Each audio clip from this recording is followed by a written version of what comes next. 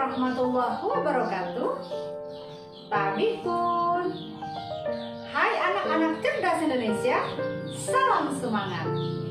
Temu kita kali ini akan membahas materi lanjutan minggu lalu, listrik dinamis bagian kedua, hantaran listrik.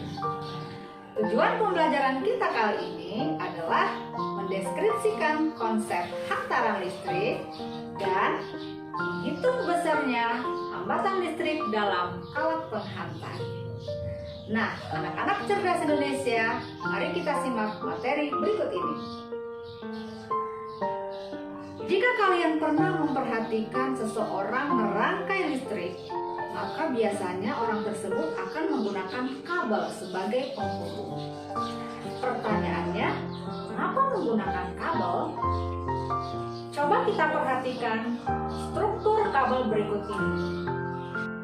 Bagian dalam kabel biasanya menggunakan kawat tembaga, sedangkan bagian luar kabel menggunakan bahan plastik ataupun karet. Tentunya pemilihan bahan-bahan tersebut memiliki alasan. Apa alasannya? Sebelum menjawab pertanyaan tersebut, kita bahas dulu konsep hantaran listrik. Hantaran listrik adalah kemampuan suatu bahan atau larutan dalam menghantarkan arus listrik. Setiap bahan memiliki kemampuan yang berbeda-beda, tergantung dari jenis bahan tersebut. Jika kita perhatikan benda-benda yang ada di sekeliling kita, ada yang dapat menghantarkan arus listrik dan ada yang tidak dapat menghantarkan arus listrik. Nah, berdasarkan kemampuan yang menghantarkan arus listrik, maka bahan-bahan tersebut dibedakan menjadi 3 jenis. Yang pertama adalah konduktor, yang kedua adalah isolator, dan yang ketiga adalah semikonduktor. Konduktor adalah bahan-bahan yang dapat menghantarkan arus listrik dengan mudah atau disebut juga dengan penghantar listrik yang sangat baik. Hampir semua jenis logam adalah konduktor, contohnya tembaga, emas, perak, dan lain-lain.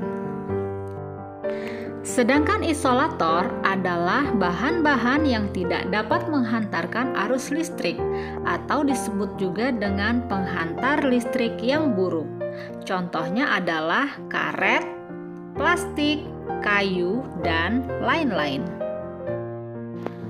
Semikonduktor adalah bahan-bahan yang jika berada pada suhu tinggi dapat bersifat sebagai konduktor dan jika berada pada suhu rendah dapat bersifat sebagai isolator. Contohnya adalah karbon, silikon, dan germanium. Pada bidang elektronika, biasanya bahan-bahan semikonduktor dibuat sebagai transistor yang kemudian dirangkai menjadi integrated circuit atau IC. Berikutnya kita akan menghitung besarnya hambatan listrik.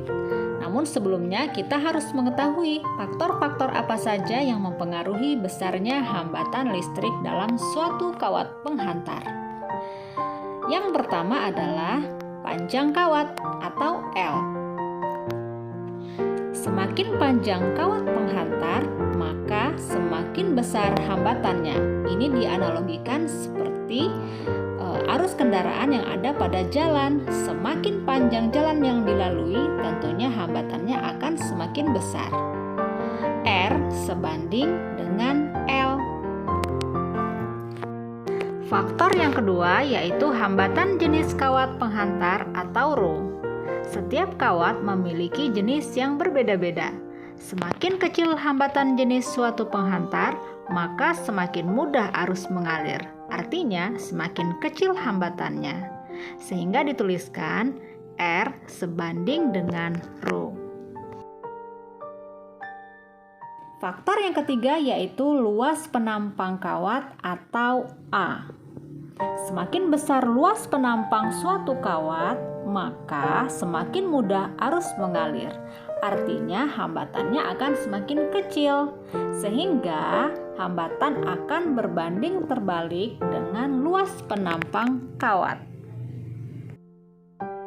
Secara matematis dapat dituliskan dengan rumus R sama dengan Rho dikali L per A, di mana R adalah hambatan, satuannya ohm, L adalah panjang kawat, satuannya meter, A adalah luas penampang kawat dalam meter kuadrat, dan Rho adalah hambat jenis kawat, satuannya ohm meter. Nah, anak-anak cerdas Indonesia, demikianlah materi kita hari ini. Semoga bermanfaat dan tetap semangat. Ibu akhiri, Assalamualaikum warahmatullahi wabarakatuh.